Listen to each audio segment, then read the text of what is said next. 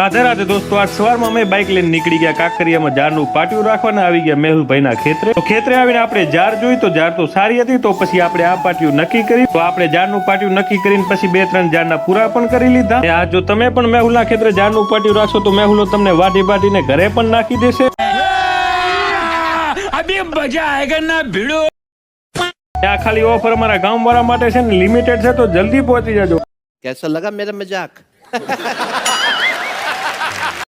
ને પછી આપણે જારના પૂરા બાઇકમાં લઈને નીકળી ગયા ઘરે જવાના આવી ગયા ઘરે. ને પછી બપોરે જીગાભાઈના ફોનનો કોમ્બો નખાવી દીધો તો તે નખાઈ ગયો તો બાઇક લઈને નીકળી ગયા આડેસર જવાને સીધા આવી ગયા દુકાને. તો જીગાભાઈનો ફોન તો કોમ્બો નખ્યા પછી એકદમ નવો દેખાતો હતો ને પછી ફોન લઈને આપણે આવી ગયા અહીં બદામ શેક પીવા. અહીંથી બદામ શેકનો નશો કરીને બાઇક લઈને નીકળી ગયા ઘરે જવાના આવી ગયા ઘરે. ને પછી સાંજના ક્રિકેટ રમવા બાઇક લઈને નીકળી ગયા મોડા જોવાને આવી ગયા ગ્રાઉન્ડમાં. તો આજ પ્લાસો વાળા રમવા આવ્યા હતા ને એમાં અમારી પહેલી મેચમાં ફિલ્ડિંગ આવી તો 8 ઓવરમાં 116 રનનો ટાર્ગેટ મળ્યો. તો આ ટાર્ગેટને ચેઝ કરવા માટે શરૂઆત તો અમારી સારી થઈને 3 ઓવરમાં 48 રન બનાવી નાખ્યા, પણ પછીની ઓવરમાં અમારું બેટિંગ કોલેપ્સ કરી ગયું, જેના કારણે 85 રન જ બની શક્યા. ને પછી બીજી મેચ અમે 6 ઓવરની કરીને એમાં પણ અમારી ફિલ્ડિંગ આવીને 79 રનનો ટાર્ગેટ મળ્યો. તો આ વખતે અમારા ઓપનરે 2 ઓવરમાં 26 રન બનાવી નાખ્યા ને પછી નરેશ આઉટ થઈ ગયો તો આપણે ગયા બેટિંગ કરવા. ને ત્રીજી ઓવરમાં અમારે 26 રન લઈ લીધા, જેના કારણે હવે 18 બોલમાં 27 રન જોતા હતા. તો એ આપણે ચોથી ઓવરના 5 બોલમાં 4 સિક્સ મારીને ઈઝીલી 4 ઓવરમાં 79 રન ચેઝ કરી લીધા. ને પછી બાઇક લઈને નીકળી ગયા ઘરે જવાના આવી ગયા ઘરે. તો ગાઈસ બ્લોગ સારો લાગ્યો તો લાઈક શેર ફોલો કરી દેજો. રાધે રાધે.